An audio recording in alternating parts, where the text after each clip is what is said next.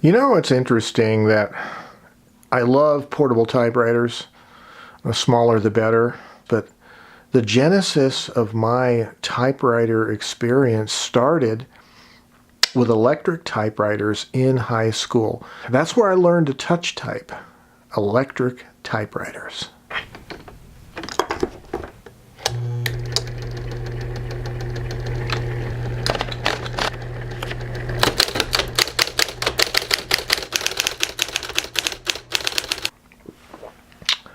I don't know how it got to the point where I started out with electric typewriters and now I kind of really like manuals.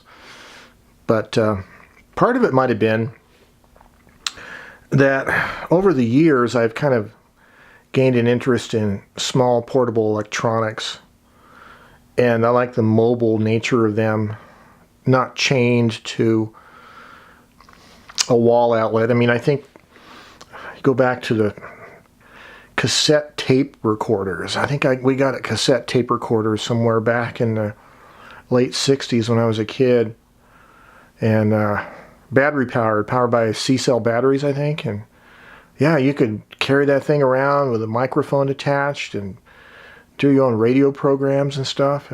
And then later on it was battery powered radios of all kinds, and ghetto blasters, boom boxes, and then the Sony Walkman and those types of portable electronics. Yeah, they all were fascinating to me because they were portable and mobile, and maybe that kind of informed my interest in typewriters being a portable mobile device without a cord. Something was going on in the back of my mind, though, that led me to those, because I really started loving them once I discovered them. What happened with me is I went from electric typewriter in high school, where I learned to touch type, to I think the next typewriter experience I had was in the service in the Navy. I had access to an IBM Correcting Selectric 2, and I really liked the quality of the type.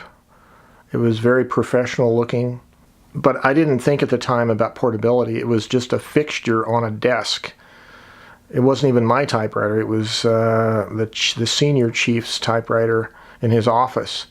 And I was typing up poetry. And it kind of felt like I was publishing my work just because it was in a printed form that looked professionally printed from the typewriter.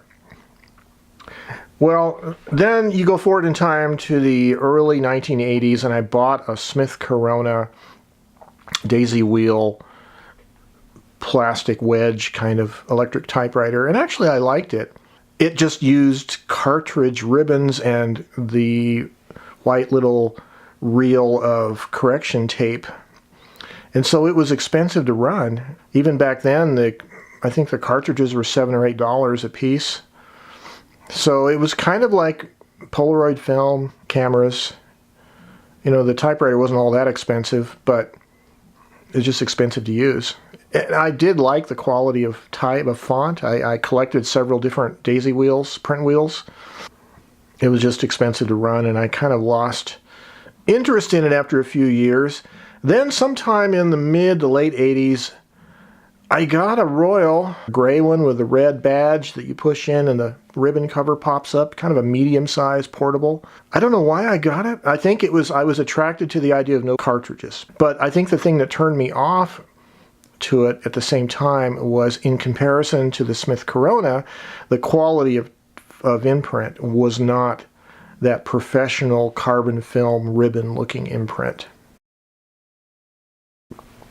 And then fast forward through the next decade, I had a friend of mine who typed stories on little small portable typewriters like Smith Coronas and Brothers, and I didn't think much of it at the time, but looking back on it, I think that was probably a huge influence on me.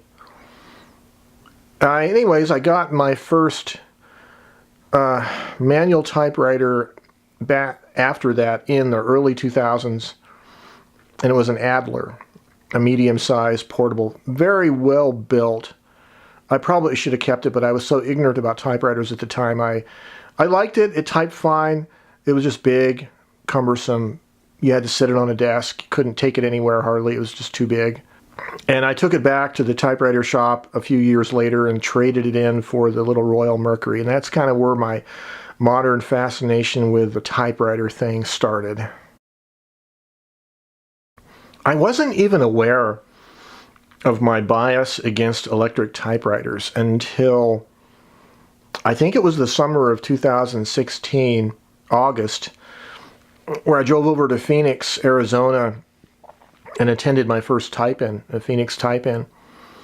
And I met a whole great group of people, and Ted Monk was one of them. What a great guy he is. And he's a lover of all kinds of typewriters, but as well as manual typewriters and electric typewriters. He loves the daisy wheel typewriters and all those other funky kind of typewriters from the tail end of the typewriter era. But he kind of pointed out to me my bias in a way. He did it very kindly, but he pointed out to me that I'm not a lover of electric typewriters. Just from the way I wrote about them on my blog and my videos, I obviously didn't. There was some bias that I was reflecting that I wasn't even aware of at the time, and I had to think about that afterwards. What happened was I was given a Smith Corona Coronet Automatic 12. Someone came over, dropped it off. It was in really dirty, awful, yucky shape. But I turned it on and the motor hummed and it works. And that was kind of where I rediscovered electric typewriters.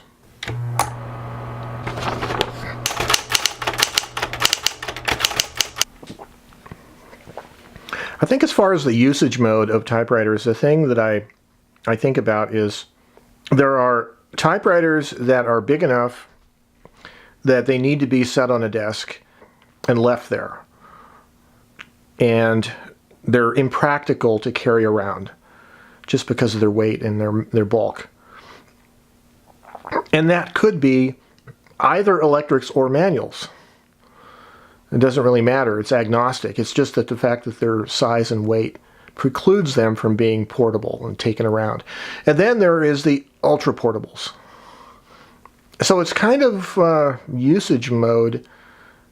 It's ultra portable manual typewriters and anything else that's bigger than that. I mean, if you kind of think of it in those terms, then electric typewriters are very much a viable form of desktop writing equipment. I think one of the appeals to me of manual typewriters in general is the idea that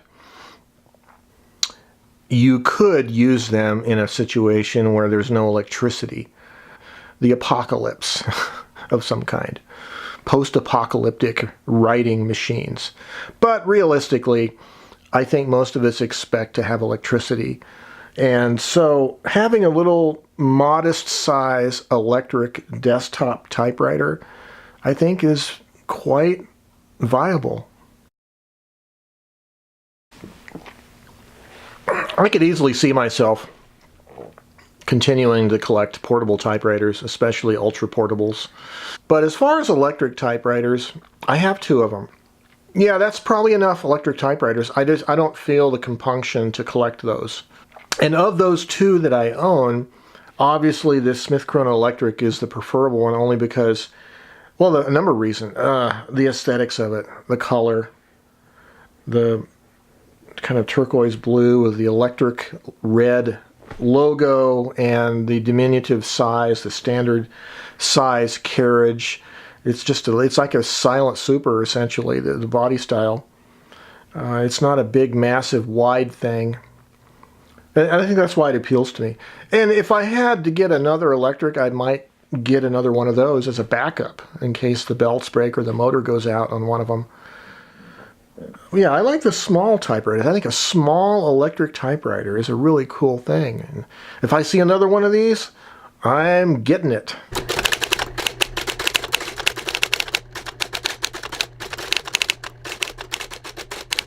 I see Electric typewriters, like we used to think of old CRT televisions, for the most part, they were fixtures, pieces of furniture or appliances that sat static in one's home. Whereas I think of ultra-portable typewriters as more like mobile devices that we would think of today.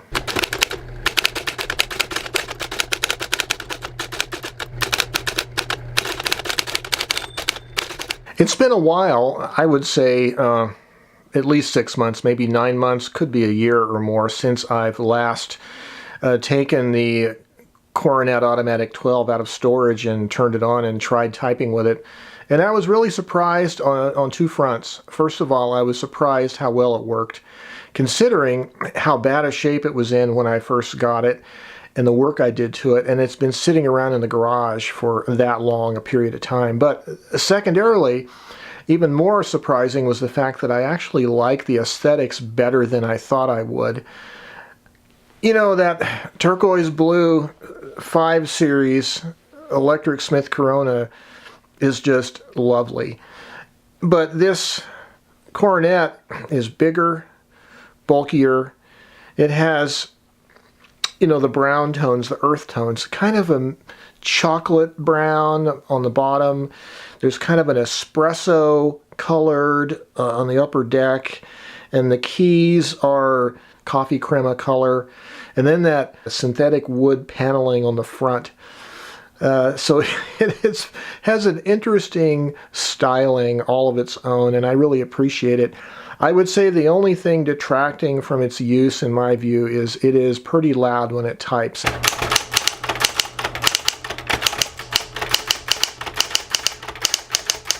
That was fun. I didn't expect to like this typewriter as much as I did.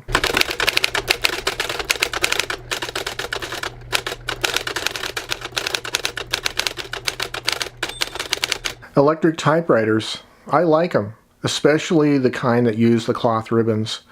I think they're eminently practical. You just need a place to set them. You need a desk.